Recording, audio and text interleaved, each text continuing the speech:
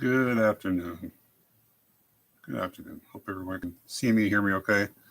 This is really one of my first times of creating a video in a long time. um, More specifically, it's my first endeavor at trying to help others. So the goal of this first video is to get through the my part of it without crying and to help others. Um,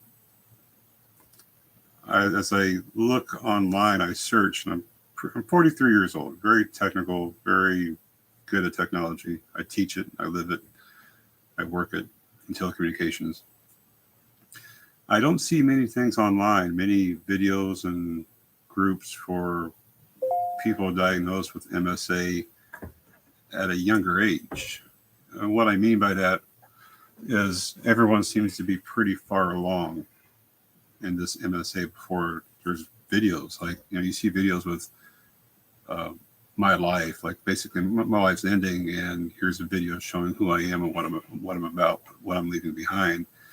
And I don't see hardly any, if any, videos of when people first got a diagnosis. And I know that's a few things here that might be attributed to a few reasons, but it's a hard disorder to diagnose. And I think the only reason why I was so fortunate to get a diagnosis as soon as I did, as early as I did, is we took every appointment that was a cancellation. We took any appointment. We called for cancellations from other people who canceled appointments, and we went where we had to go. And not everybody could do that, but we were able to. I supported my wife and everyone else, and we made it work. So here we are, December 6, 2022, and I figured, got to put something out for somebody, for other persons who are going through this, might think they're going through it, to have something to look at, rather than just the end of life videos, which, with all due respect, information on there is, can't really interact with them and ask questions and follow up because people are in bad states. It's a byproduct of this disorder. So my name's David Knox. I'm 43. I've had a condition which I didn't know what it was almost 2 years. In February of 2021, yeah, we're almost 2023. In February of 2021, spontaneously, I noticed some symptoms. And just to be for the record, I've had 9 major surgeries, reconstructive jaw surgery, titanium. I've had 4 shoulder surgeries. I broke my back, had that done. I've had 2 knee surgeries, some other miscellaneous things, esophagus. I've had bipolar. I've been fighting bipolar with medication for the better part of 15 years. I have anxiety, but not the anxiety that most people have. It's just like that fight or flight anxiety. Like if you get me in a position or, got a fight or a confrontation, anxiety will show itself. But other than that, you may see some very minor shaking, like just general anxiety in front of people. I just don't like being in front of people. Here I am in front of a camera, but I never liked being in a group of people. I like being to myself and me, myself, and I for the most part. Happily married for 20 years. Just celebrated our 20th anniversary in August. I have 2 lovely daughters that are 17 years old and 11. Right, we are pretty normal, health-wise, mentally. We're stable. So I mean, just the whole background. We don't have anything we're struggling with or issues or things like that. I personally have had a pretty sick life. I should say I've been injured quite a bit, just random things. Not really doing things athletically, but just a weak body, weak bones, things like that, and battling borderline juvenile arthritis back in the day, and just a whole bunch of stuff growing up. I was never healthy. I've had surgery since I was a kid because things would break when they're not supposed to. Take out ligaments, do this, do that. Just, it never had a clean break in life, I guess.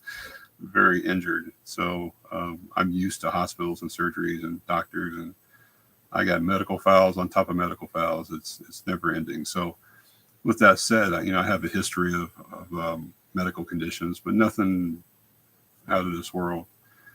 And I have no conflict of interest in making a video like this. So I'm not supported by any organization, even though I put a link on the channel and stuff like that. So I'm not making this selling medicine or promoting any product.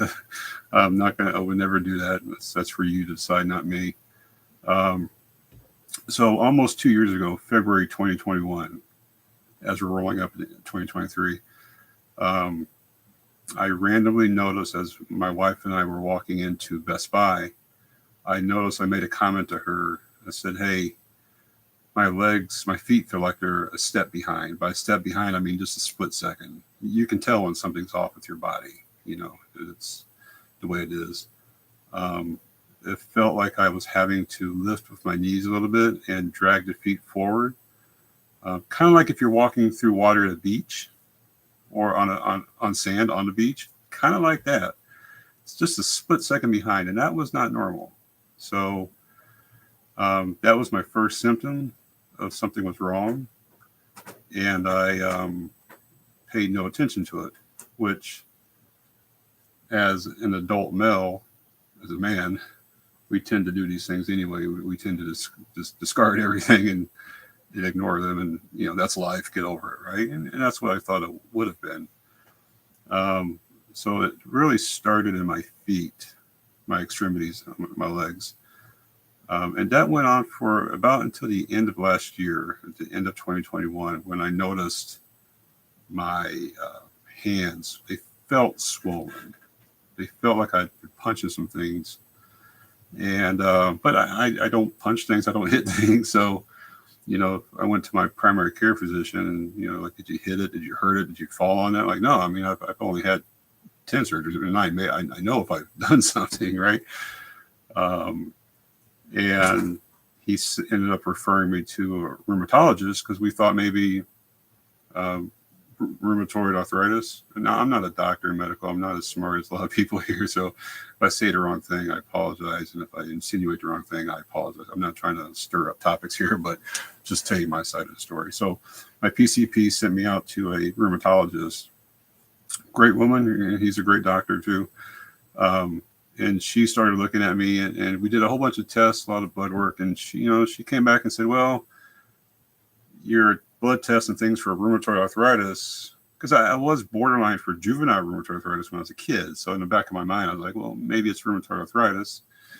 And she did a whole bunch of blood work and it all came back negative. Perfect. I mean, all my blood work for the most part has been absolutely normal and all of it is within reason, by the way. Even the abnormal blood tests, I think two of them to this point were over, but still within not scary, not clinically significant, I guess is what they say. So, we did all these tests and she said, you get a different number from a different doctor, but she says, 40-50% of rheumatoid arthritis patients actually have that seronegative, I say zero negative, but seronegative where like you can't detect it in the blood, but it's there, or it's too early to detect it, it's there. So we were going with that theory that, maybe rheumatoid arthritis was prevalent, right? Especially in the hands. Because I went to go see her about the hands, as I recall, not really about the feet. I kind of got distracted by things, right? Because the feet didn't get any worse, so ignore it, right? And she gave me some medicines, some really crazy medicines. I guess some of the medicines they give for leukemia, like just a very mild dose, methotrexate or something like that. Yeah, some really bad side effects. But you know what? I did it.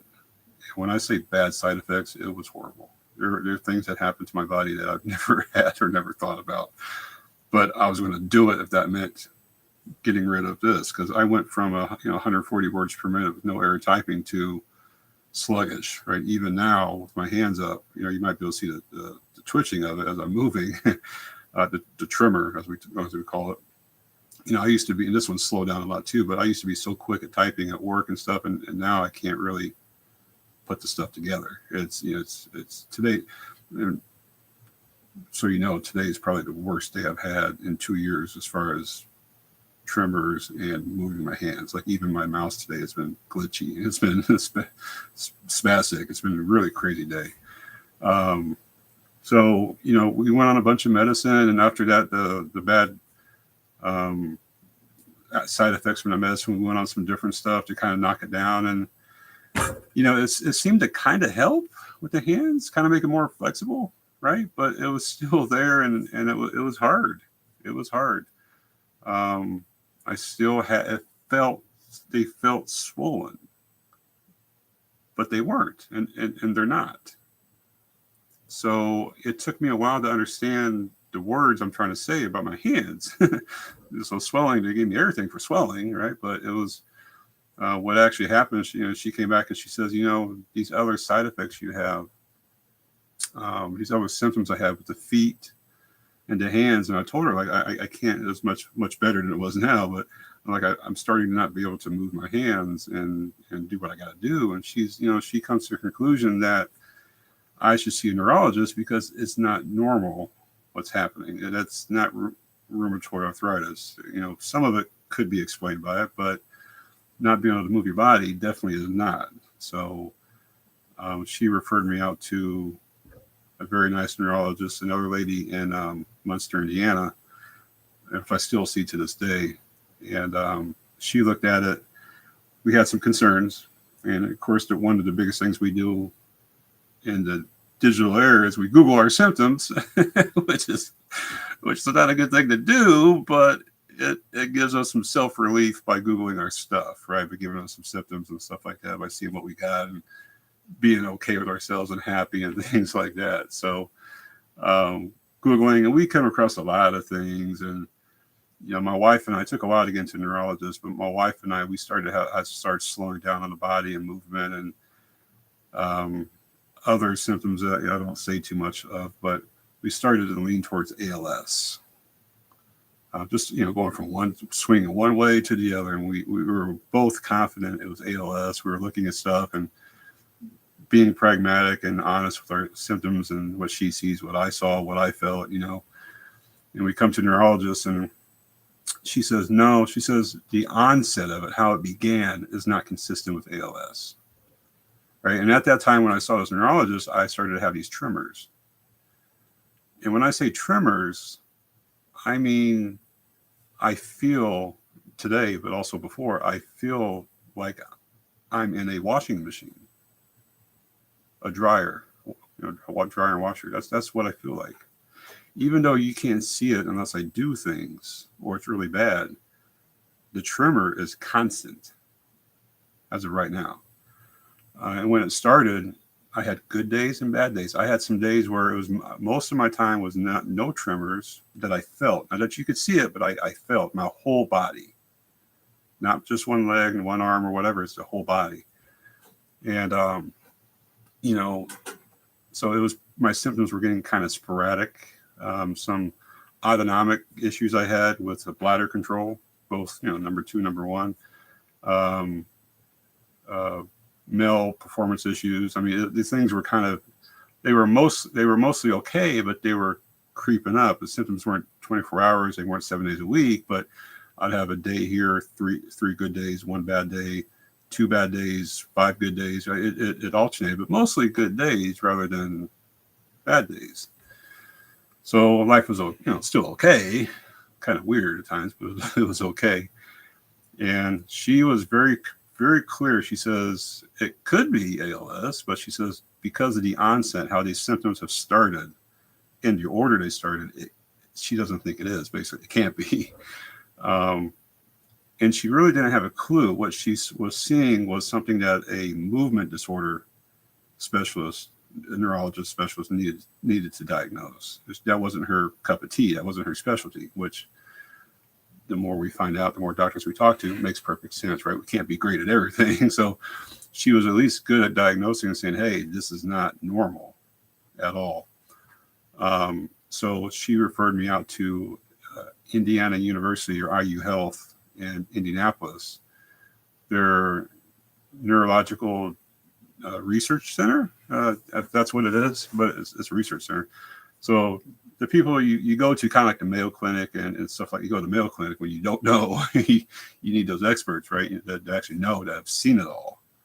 Because my neurologist up here hadn't, obviously it's clear she hadn't seen a lot of these cases because they're incredibly rare. MSA only affects about up to 15,000 people in the United States of America, and worldwide up to 300,000 people. It's rare. And it's even more rare to catch somebody in an office that's young. I mean, I think I'm pretty young, 43, right? 41 when it happened, 42 when I started getting symptoms, 43 right now. So just turned 43. So normally people come in and they're far along. It takes a long time to get diagnoses. And by the time you get the diagnosis, it's well, the issues you can see from a mile away, right? Not like mine, where you might be able to struggle to see what I got right now, right, on a video. So we go out to Dr. Cynthia Bodkin at IU Health in Indianapolis. And I just want to say that when my wife and I saw her for the first time, she says, basically, tell me why you're here, even though she knew, but tell me why you're here. She let me speak unconditionally for 30 minutes probably, without saying a word or interrupting me. And I'm a person who teaches technical training, and that's one thing, right? Listen to what people tell you. And I thought that was absolutely crazy. I've never had a doctor that let me speak freely and say everything that's wrong, right or wrong. And Cynthia Bodkin. And she came out, she says, well, I got 3, based on what we're looking at, she has a top 3 of what she thinks it could be. 1 could have been ALS, 2 was a resting tremor, and 3 was multiple system atrophy. But she said from the very beginning, she thinks it's MSA. Right off the top of her mind, right off the tip of her tongue, quick, concise, and said, this is what it is. I said, you don't think it's ALS or anything else? She says, not really, but that's on my top of my list if it's not MSA. She knew, because she was a behavioral disorder or movement disorder specialist neurology. She knew what she was looking at, and she's seen these cases before. It's clear that she knew exactly what it could be and what it couldn't be. So my wife and I were flabbergasted about how she knew it like that, right? It was kind of nice, but it was also bad when you started reading about it. So fast forward over the last, has it been that long? Half a year maybe? If that. I don't think it's even been this long. It's been quite a few months. Like I said, we've been taking every cancellation appointment, period. And I think that's why we got in there. We got everything done. Every blood test. They tested for I give them more blood than the Red Cross does. I mean, that's a joke, but I can't believe the amount of blood tests I've taken, the amount of MRIs, CTs, X-ray, absolutely looking for lesions on this neck, the spine, this brain. That's how they can tell. And the only way you can see MSA definitively is after death, autopsy, looking for hot cross type patterns on the brain. That's really the only way to know. Lucky for me, or fortunate enough for me, there's a recent test that is absolutely a silver bullet for Parkinson's and like MSA. And that's called a DAT scan, DATSCAN, one word, DAT scan. And we got that one done a month ago or so. And sure enough, it saw it and said, so if you got Parkinson's, they know when it's Parkinson's. If it's not Parkinson's, but something else, one of these other very neurodegenerative, fatal, non-curable diseases, it comes back abnormal, and they know what it looks like. So it came back abnormal, and it was definitive for MSA. Because things like ALS, you can't really diagnose. There's no way to. It's you get rid of everything else, and then it's ALS, right? MSA, fortunately for myself or for who has MSA, that DAT scan is really a silver bullet, as long as you're far enough along into it, right, to see the symptoms. And what it was looking for was at my 2 parts of the brain in the back, the part that controls basically when you're drunk. That's what one. So of those 2 parts of my brain, one had stopped sending signals. The putamen, and there's another one. The putamen had stopped sending signals. So what you're getting with this MSA is drunken behavior, progressively more drunk, um, not knowing it, but I don't feel like the crazy drunk, right, with liquor. I've been there before. But that's what you're getting. You're getting a person who can't control their motor movements because the brain has stopped sending these signals. So for control, and kind of like all degenerative diseases, muscles and nerves start to waste away. From what I understand. So, um, it was tough. It was nice to have an answer, and that scan only took. When we were driving back from Indianapolis, we got stuck by a crash. So the results came in within 2 hours. It was that quick. It's crazy to have a test come back that quick. So the legs started off slow, off, a little offbeat. My hands felt like they're swelling. I wasn't able to move them the way I can normally move them. I noticed a slur on my left side of my body. I don't really notice on the right, but the left side of my face is slurred. Don't be distracted by like a lip that doesn't move. That's from my reconstructed jaw surgery. It's called nerve damage. So it happens for everybody, but that's not that. But slurring of speech all the time. Well, not all the time. Now it's all the time, but back in the day it wasn't. I felt like I was having some cognitive lapses, if I can say that. I'd be talking and then I just draw a blank. I'm trying to spit words out, but the mouth ain't moving, and then I go right back into it. It's just I don't understand. It's like I've drawn a blank at certain times, and then the body catches up, and there you go. I felt very exhausted. There are times during the day where I get hit like extreme exhaustion, driving randomly, or it could be any time. Just like I better get to a bed because this ain't good. This is like that tired. I just out of nowhere. I started getting these shocking pains, electrical stimulating pains, kind of like being tased. I actually know what that feels like, but being tased. The first one was in the back of my head, right middle, back left. It was the worst pain I've had in my life, probably. I about crashed with my family inside the SUV, screaming in pain. As a man that's had all this, me and pain are best friends. And this thing almost made me crash. It was that bad, like horrible. I've never had something in my life like this. And ever since then, that one's been nagging, the shocking pains. But they don't know what this other part of it is shocking throughout my whole body: feet, legs, abs, ribs, arms, fingers, legs. I mean, random places, shocking. Not as bad as this one back here.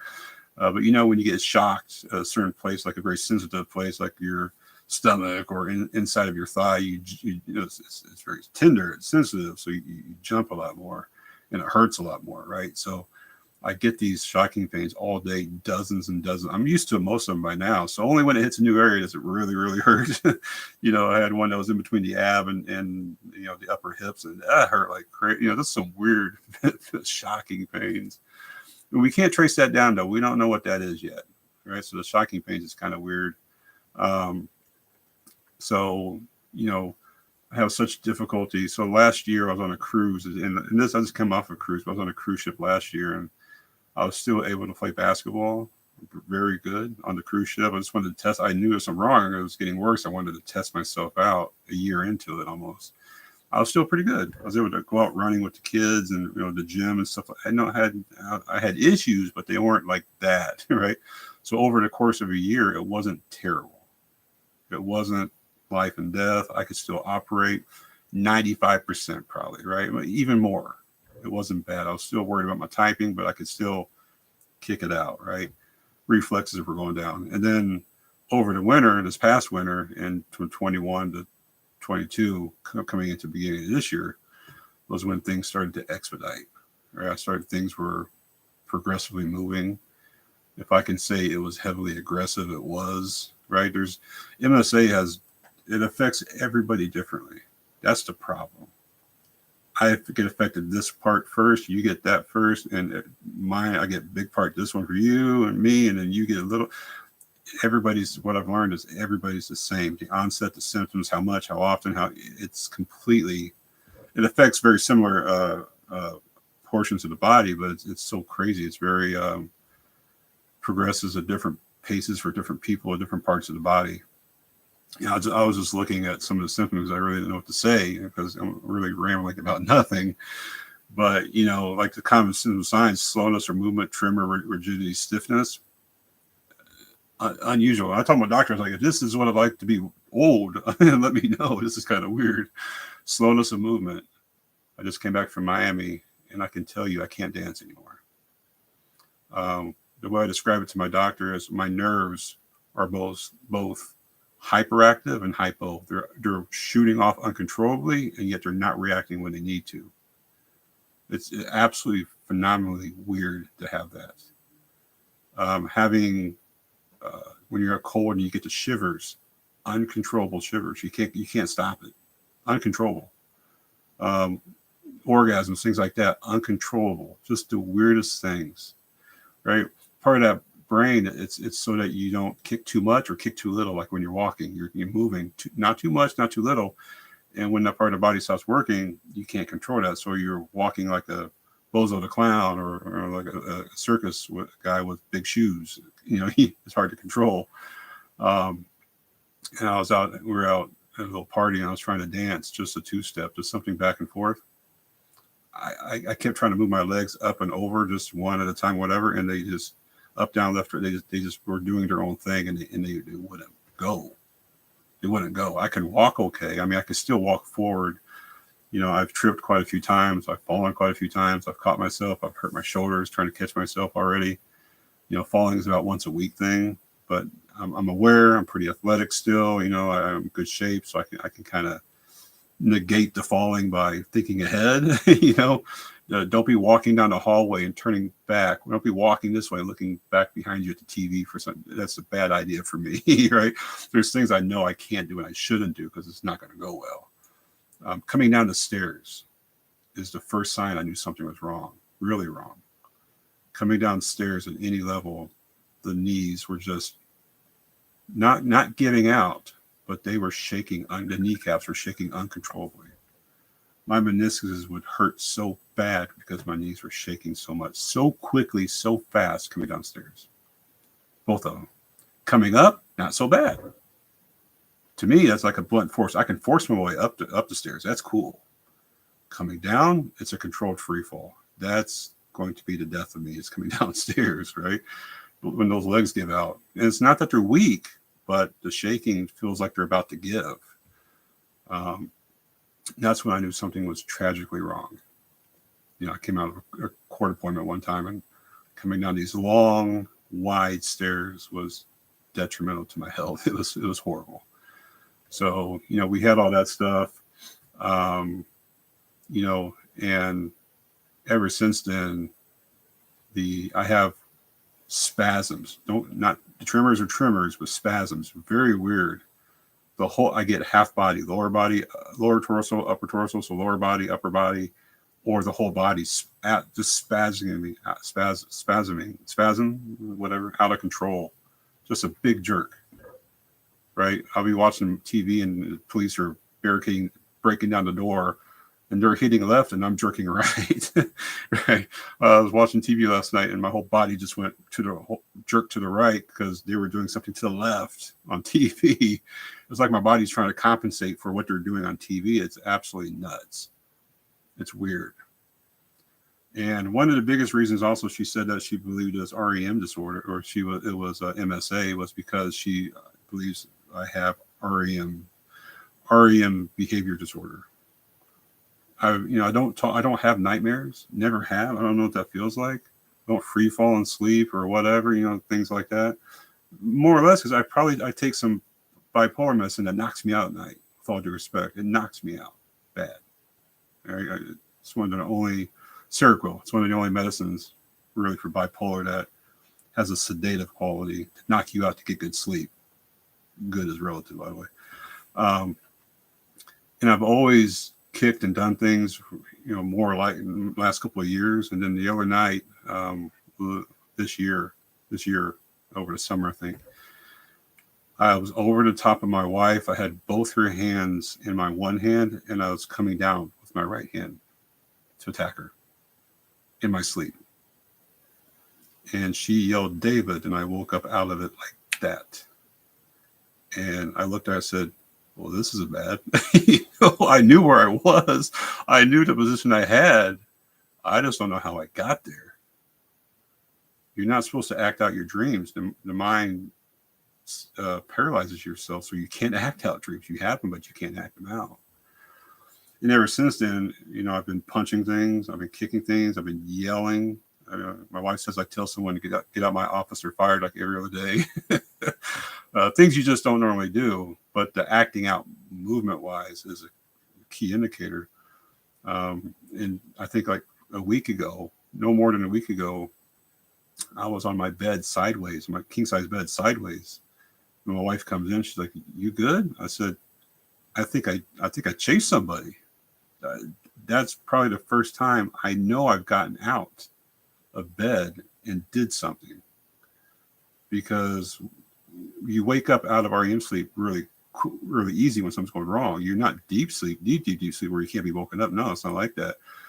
When I be punching, so I pulled a lot of punches on my wife to sleep, and I know that I'm sleeping because as I'm sleeping, I feel the wind on my fist going forward, and that sensitivity, I wake up out of it so quickly that I'm pulling a punch to the side because I know where she's at in the bed. I know if I yelled in my sleep, because I wake up so quickly, I can hear the reverberations, the vibrations or echo coming back that quickly. So, REM sleep, REM behavior disorder is the quote unquote precursor to Parkinson's. If you got REM, RBD, they call it REM sleep disorder, behavior disorder, you're probably going to get Parkinson's quickly. It predicates everything before Parkinson's. That's a telltale sign something's bad. And MSA mimics Parkinson's. Parkinson's, I'm not an expert, guys. Please don't kill me in the comments. Parkinson's takes time, years, decades to fully get there.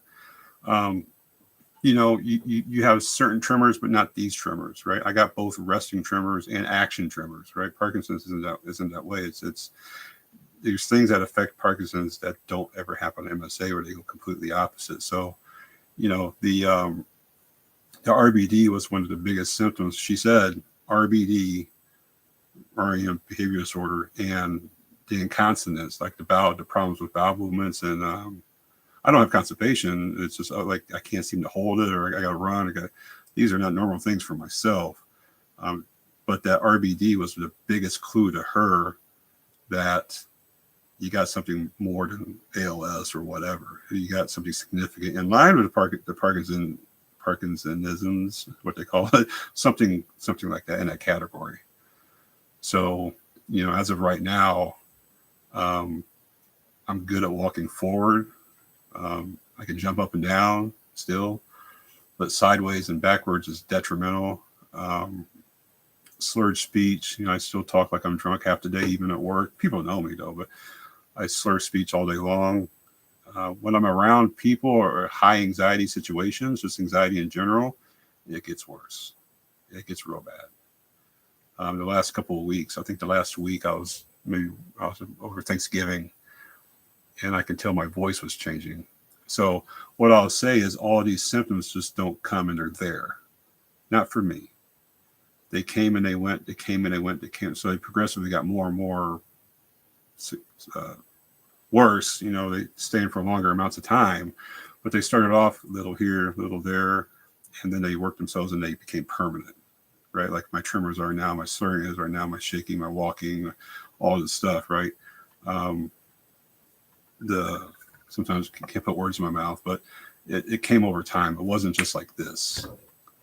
But, when you know your body and something's off, you got to go say something. You got to go see somebody, okay? The clumsiness, coordination, impaired speech, croaky, the voice thing just started, and it only happened for a couple of days here and there, and it hasn't happened since, right? That's how most of my symptoms started, here and there. Sometimes I had no days of shaking or tremors, and, I was like, wow, I woke up over the summers. I told me, wow, I got 2 days of no shaking. I feel normal, right? And sure enough, when I say that, next day, it turns out here goes tremors for like 2 weeks straight.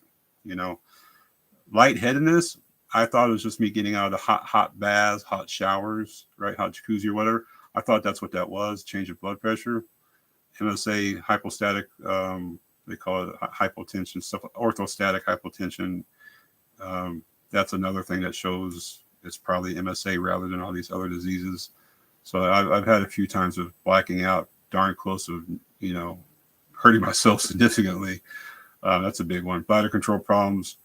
Like it says though, MSA-P. That's so MSA-P, the Parkinson's type disease of MSA, is primarily Western Hemisphere, over here in the U.S. and North and South America, Europe as well, and then MSA-C. What do they call that? Cerebellar type.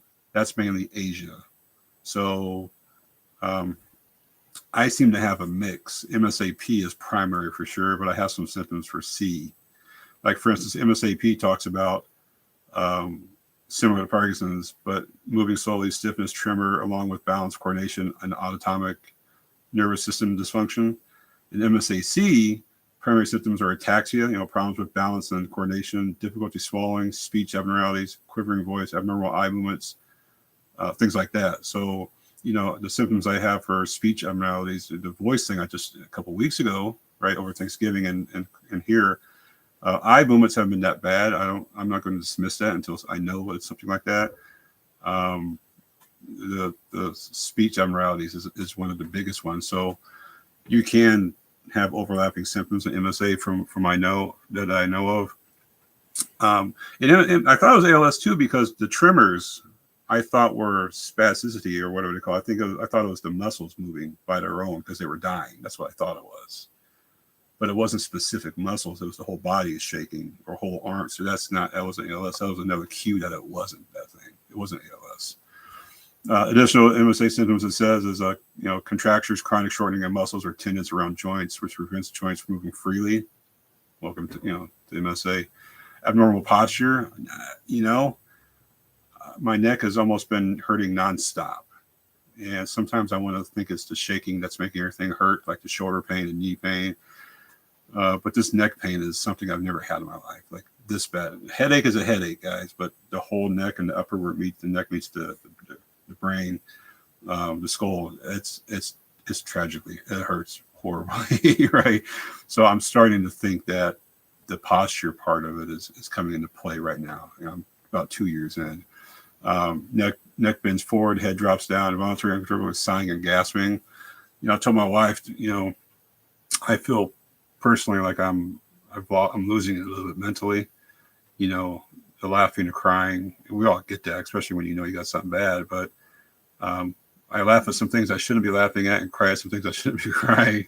It's just a way of reaffirming my brain that something is missing back here, right? And then sleep disorders, right, including a tendency to act out dreams called REM, rapid eye movement behavior disorder, stuff like that. So to conclude, I'm not going to take up 40 minutes. It's 38 minutes right now because I talk a lot, but I want to put some more videos piece by piece of everything I went through, make it more to the point. This is kind of like an overview. If you guys like it, I get some feedback and stuff like that, then I'll invest in a better camera and a backdrop and try to make it as professional as possible. I'm not that good at it, but I'll try for you guys. It helps you, it helps me. Okay, if it helps you, it helps me. But it's an incurable fatal disorder. It's tragic. Like I said, I don't see very many people on YouTube or websites that are younger-ish, like myself, that have gone through all the diagnostics, seen all the doctors, had everything I've had, all the shocking treatments, to blood pressure treatments, to sweating treatments. I haven't seen hardly anybody, in this industry or this industry and the websites and YouTube and stuff that has this, that you can relate to, ask questions. It's always been people towards the end of life. And I wanted to start something so that somebody else can have hope, ask questions, wonder if it is something, is it not? Because I started thinking rheumatoid arthritis to ALS and definitively MSA. So, in the future, I hope to be getting into Mayo Clinic or, some very higher end medical facility that for research, and I've already submitted stuff up in Rochester, Minnesota. So that's the goal, is clinical trials and Haven't really started a medicine for it. I'm on a couple of medicines to help make my muscles looser and stop some nerve pain. Not necessarily for MSA, just, you can't treat the disorder because it's untreatable, but you can treat the symptoms. So, conclusion, please, don't try to crucify me if I said something wrong or out of order or context. I'm an average person that works in telecommunications, and I don't know the health except for what I read and my doctors tell me. And, I can disseminate a lot of things, but, I'm not right about everything. I wish I was. Okay. But what I do know is my body, how it's happening, what's going on, what's not working. And that's the first key to get help. That's the first key to see something. You never know, right? Life expectancy varies. People can live over a decade with it. They can die as soon as a couple of years, right? And my condition is moving along more than I thought. I'm probably operating about 60% right now.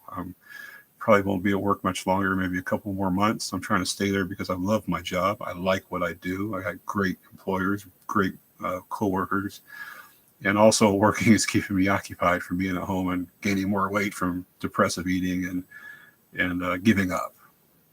So, if you have any questions or comments, concerns, reach out. I will always answer every question that comes through. Maybe not every comment, but every question. And, your support is appreciated. And please keep your head up, and I appreciate you guys. Thank you.